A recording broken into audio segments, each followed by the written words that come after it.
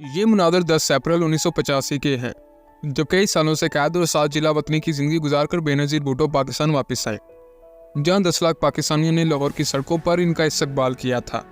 ऐसा इस्तकबाल न पहले किसी लीडर को नसीब हुआ और ना ही किसी ने देख रखा था। लोग इस रोज़ रक्स कर रहे थे, जिए भुट्टो के नारे लगा रहे थे और हर जगह एक ही तराना गूंज रहा था। ये मनाज़र पाकिस्तानी तरीक़ के यादगार तरीन मनाज़र थे। इस दिन हर जगह पीपल्स पार्टी के झंडे, ज्याले और मिली नगमे छा चुके थे। नंबर 9, इस वीडियो में पाकिस्तानी सदर जनरल ज़िया के साथ अमेरिकी सदर जिमी कार्टर खड़े हैं। इस मौके पर अमेरिकी सदर जिमी कार्टर ने जनरल ज़िया से शिकवा किया कि जनाब आपने हमारी $400 मिलियन की इमदाद को सरसरी अंदाज में ठुकरा दिया। इस पर जनरल ज़िया ने जवाब दिया कि जनाब अब इस मामले पर बात 4 नवंबर के बाद ही होगी। दरअसल 4 नवंबर को अमेरिका में इलेक्शन होना थे। इस जवाब को सुनकर अमेरिकी सदर के चेहरे पर शर्मिंदगी छा गई, क्योंकि उसे किसी दूसरे मुल्क का सरबराह ये कह रहा था कि जाओ पहले इलेक्शन जीत कर आओ, फिर आकर बात करना।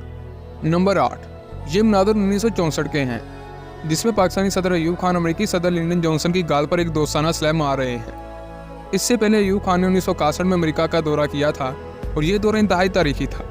इस दौरे के दौरान अमेरिकियों ने सदर अयूब खान का सड़कों पर इस्तकबाल किया और पाकिस्तानी झंडे अमेरिका की गलियों में लहराए जा रहे थे।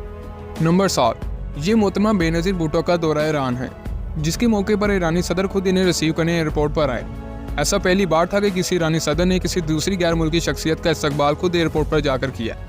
और ये मोहतरमा बेनज़ीर भुट्टो का दौरा तुर्की है, जहाँ तुर्की की वज़ीर-ए-आज़म तांसो सेलर ने इनका पुरजोश इस्तकबाल किया।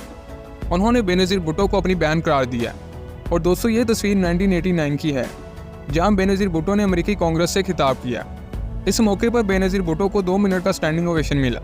बेनज़ीर भुट्टो का दौर पाकिस्तान का अहम तरीन दौर था, क्योंकि इनके दौर में पाकिस्तानियों की दुनिया भर में इज्जत होती थी।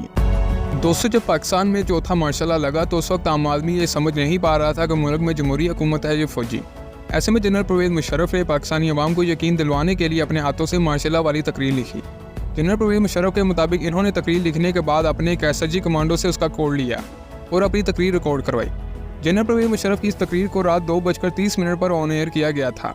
मुल्क की तारीख में ऐसा पहली बार था कि लोग बेइत्मीनानी से किसी खबर का इंतजार कर रहे थे। इसी सुबह अखबारात में नवाज शरीफ की हुकूमत की बरतरफी की खबरें छपीं। तारीख इस दिन को 12 अक्टूबर 1999 से याद रखती है। नंबर 5, 7 अक्टूबर 1958 को पाकिस्तान का पहला मार्शल लॉ नाफिज हुआ और ये पाकिस्तान के पहले मार्शल लॉ का खत है, जिसे सदर सिकंदर मिर्जा ने वज़ीर-ए-आज़म फ़िरोज़ खान उनको लिखा था। भारतीय वज़ीर-ए-आज़म नेहरू ने जनरल अयूब खान को इनके मार्शल लॉ पर कहा, well done general, you have captured your own country. कुछ अर्सा पहले इसी भारतीय वज़ीर-ए-आज़म ने कहा था, इतनी तो मैं धोतियाँ नहीं बदलता जितने पाकिस्तान अपने वज़ीर-ए-आज़म बदलता है।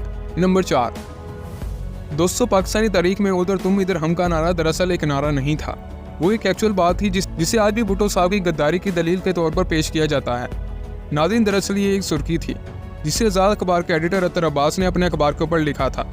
बाद में वो अपनी किताब में लिखते हैं कि मेरी ये सुर्खी ना सिर्फ मुल्क की साफ़ती तरीक़ का हिस्सा बनी, बल्कि भुट्टो साहब के लिए भी इस तबके की बुनियाद बन गई कि उन्होंने उधर तुम इधर हम का नारा लगाकर मुल्क को 2 टुकड़े करवा दिया।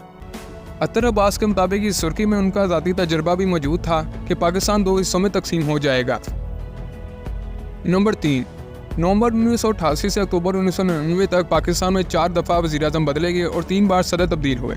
हर हुकूमत की इब्तिदा में सदर और वज़ीर-ए-आज़म एक दूसरे को बर्दाश्त करते थे, लेकिन थोड़े अरसे बाद एक दूसरे के दस्तों गिरेबान हो जाते थे। सदूर अपना आईनी इख्तियार 58 भी इस्तेमाल करके असमियाँ बरतरफ कर देते थे और नए इंतखाबात करवाने का हुक्म देते थे।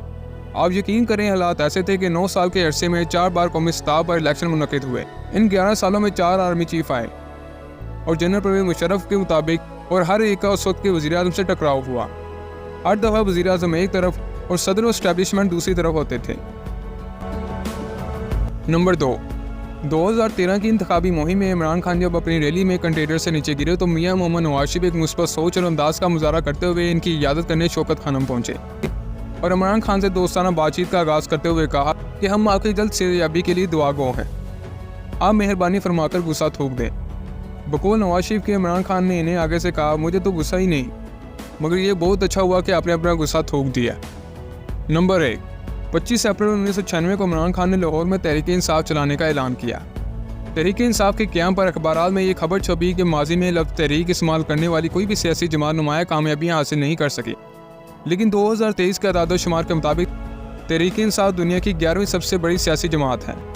और इमरान खान दुनिया के 10 बड़े सियासी लीडरों में से एक हैं।